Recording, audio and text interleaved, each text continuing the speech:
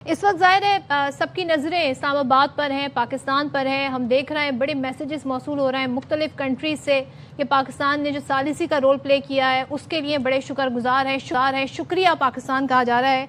अब एक और मरहला है जो तय होना है, वो जुमे से शुरू होना है मुज़ाकरात का सिलसिला। आपके ख्याल में पाकिस्तान ने अब तक जो काविशें की हैं ज़रा उसका अहाता कीजिएगा, और अब क्या हमारे ऊपर चैलेंजेस हमें दरकार हैं? जी बहुत शुक्रिया। देखिए, मेरा ख्याल में जो डेवलपमेंट्स हुई है और जो पाकिस्तान ने वो कर दिखाया जो कोई करने को तैयार नहीं था। पाकिस्तान ने एक प्लेटफॉर्म प्रोवाइड किया और स्पेशली शुरू में बहुत सारे डिस्ट्रैक्टर्स भी थे, डिस्ट्रैक्टर्स भी थे और वो लोग भी थे जो स्पॉइलर भी थे। और लेकिन पाकिस्तान एडमेंट रहा कि हमने एक पीस और स्टेबिलिटी लानी है और पाकिस्तान के सिंसियर एफर्ट्स थे फॉर ए मेडिएटेड पीस के लिए। और हम चाह रहे थे कि वायबल हो, क्रेडिबल वे से ये चीज़ें हम हासिल करें। और फिर देखिए, पाकिस्तान ये भी चाहता है कि एक सस्टेनेबल पीस हो और एग्रीमेंट हो जो है दोनों पार्टीज को, फरीक को एक्सेप्टेबल हो।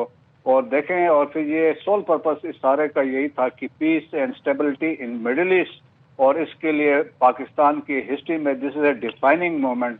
और जिस तरीके से हमने देखा है, तशक्कुर की बातें ईरान की तरफ से भी आई हैं। प्रेसिडेंट ट्रम्प ने प्राइम मिनिस्टर को मेंशन किया, फिर फील्ड मार्शल आसिम मुनीर को मेंशन किया, और सारा क्रेडिट भी इन्हीं को जाता है जिस तरीके से उन्होंने किया। सो पाकिस्तान देखिए इस पूरे जंग के दौरान कॉन्फ्लिक्ट में एक बाई स्टैंडर्ड नहीं था।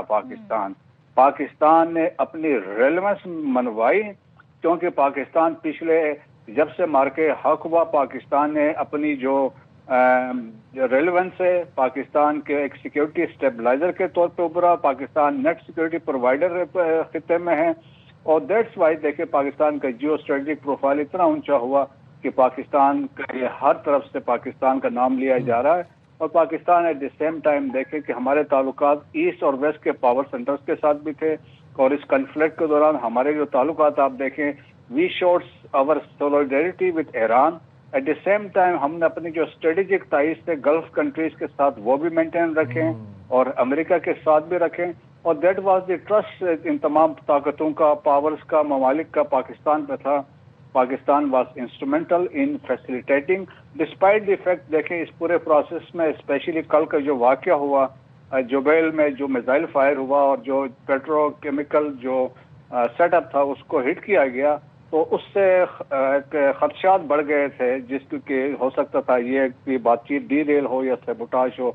लेकिन पाकिस्तान एडमेंट था और पाकिस्तान ने कंटिन्यू किया अपनी एफर्ट्स के साथ। और पाकिस्तान, और फिर देखें जिस तरीके से ये कल की रात जो है, और ख़ास तौर पे वो बताया जाता है कि field marshal Asim Munir, prime minister Shahbaz Sharif और इसके अलावा इसहाक दास साहब थ्रू आउट रात भर they were in contact, in communication with the American officials, Iranian officials के साथ, और वो बातचीत और ड्राफ्ट का तबादला और बातचीत हो रही थी।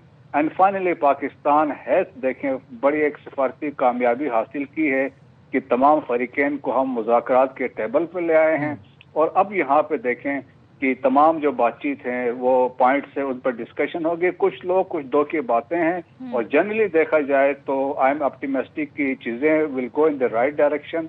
और क्योंकि जो एक आप समझ लें कि क्रेडिबिलिटी, एक अंडरस्टैंडिंग सेट हो चुकी है, क्योंकि स्ट्रेट ऑफ हॉर्मुज़ का खोल दिया गया है और सीज फायर हो चुकी है।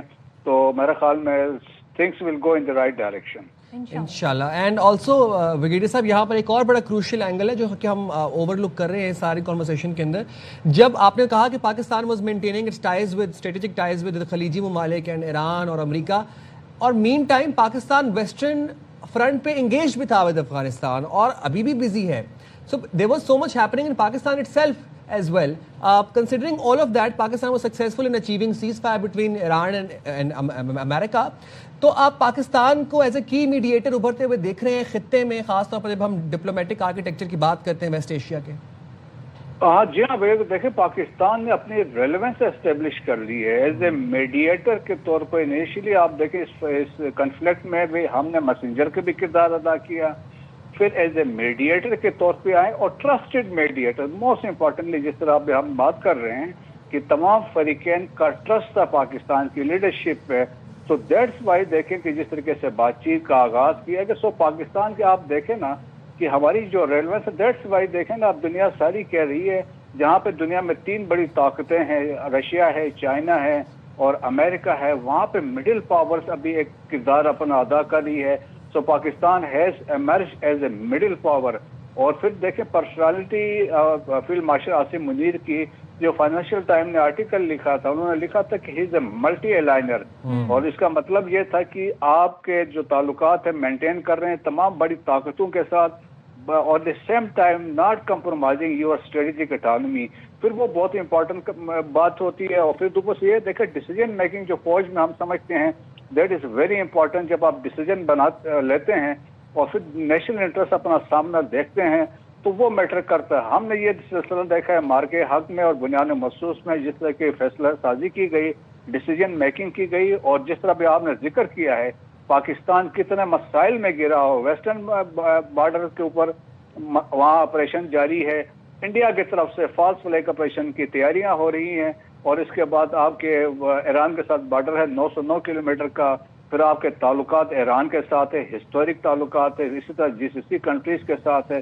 तो वी वांट कि ये खित्ते में कशीदगी कम हो और इसमें आपस में भाईचारा, और आप देखेंगे कि ऑफ दिस जो वार के बाद कि रीसेट होगी सब जगहों पर, रीअलाइनमेंट्स होंगी, और इसको लीड जो करेगा वो पाकिस्तानी होगा। इंशाअल्लाह पाकिस्तान लीड करेगा।